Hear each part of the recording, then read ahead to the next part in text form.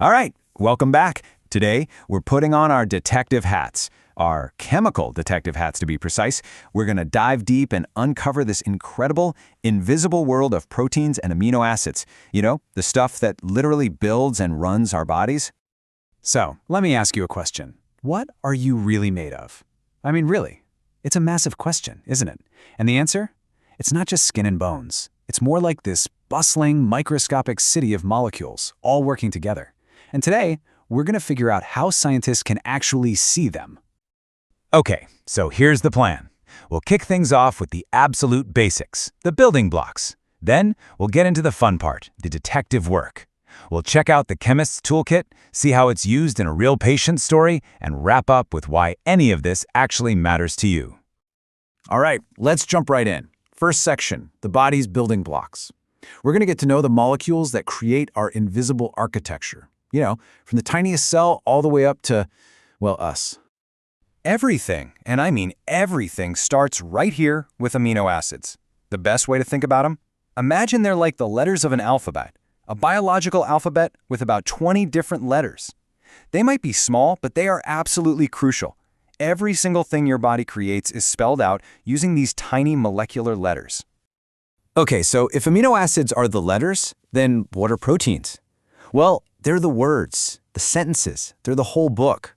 They are these huge, complex molecules that are made by stringing those amino acid letters together in very specific orders. And what do?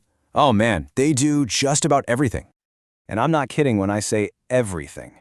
Proteins are the steel beams giving your cells shape. They're the enzymes that spark every single chemical reaction in your body. They're messengers, they're delivery trucks, and in really important places like your liver, they're making things like clotting factors to stop you from bleeding. They are the ultimate multitaskers, just keeping the whole show running. Okay, but wait a second. If these things are completely microscopic, how on earth do we even know they're there, right? How do you find something you can't see? Well, that's where the biochemical detective work begins. Here's the trick, right? You don't actually look for the molecule itself. Instead, you look for the clues it leaves behind. These things called qualitative tests are basically just super clever chemical reactions. They're designed to give you a really obvious sign, like a sudden color change, that basically shouts, "Hey, I've found a protein." It's all about making the invisible visible. And to pull this off, scientists have this whole toolkit full of different tests. So today, we're going to look at 6 of the most important tools in that kit, the ones every chemical detective needs to unmask proteins and amino acids. Let's open it up and see what's inside. Tool number 1 is the burette test, and its job is super simple. It just wants to know if there are any proteins around. And how you do it, it could not be easier. You just take your sample, add a little bit of this stuff called burette reagent, give it a mix, and then you watch. And here it is, the big reveal. If there are proteins in there, the whole solution turns this amazing violet color. Now what's really cool is that the color isn't actually from the protein. It's from a reaction between the copper in the reagent and the special bonds that hold the amino acids together.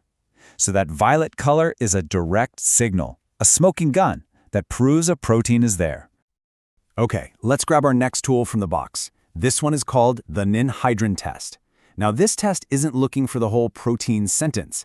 Nope, it's hunting for the individual letters, those free amino acids. And again, it's a really simple process. Just a few drops of ninhydrin solution, a little bit of gentle heat, and bam! You get this incredible, vibrant blue or purple color. That is the dead giveaway that you've found free amino acids. So you see the difference, right? The burette test finds the completed sentences, but the ninhydrin test finds the individual letters that are just floating around. Okay, now things are getting a little more specialized. The xanthopropiotic test. Think of this one as the specialist detective on the squad. It's not looking for just any suspect. It's looking for a very specific type, something called aromatic amino acids.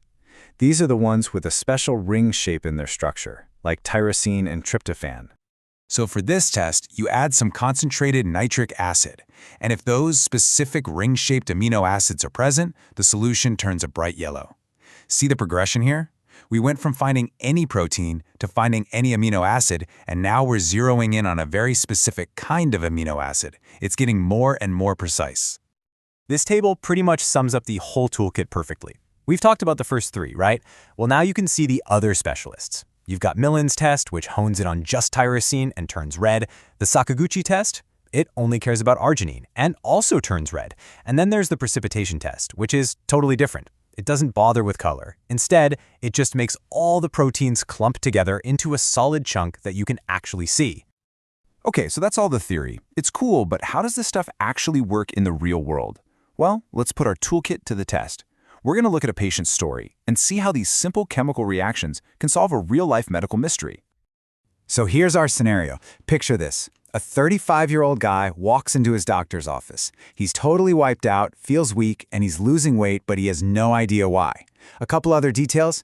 There's a family history of metabolic problems, and he's a vegetarian. Now, for a doctor, these are all big clues. With those symptoms, the doctor's mind immediately goes to proteins, right? The body's building blocks. Maybe he's not getting enough in his diet, or maybe his body just isn't using them the right way. So, what's the next move?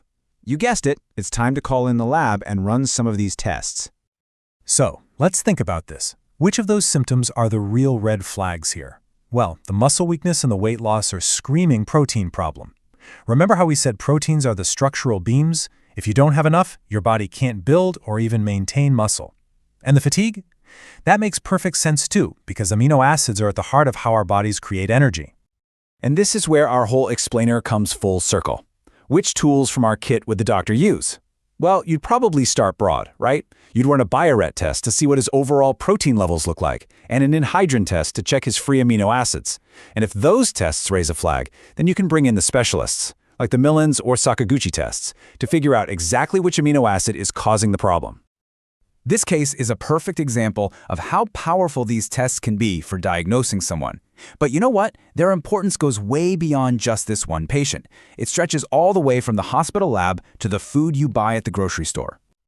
So here's the bottom line. This seemingly simple chemistry has a huge real-world impact. Think about it. Food scientists are using these exact tests to figure out how much protein is in your food. That's what goes on the nutrition label.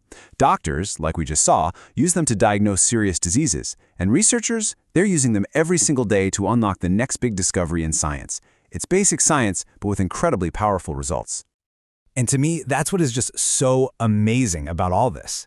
With just a few drops of a chemical and a simple change in color, we can pull back the curtain and peek into the incredibly complex, invisible world that keeps us alive. It really makes you think, doesn't it? If these simple tests can tell us so much, what could they reveal about your health?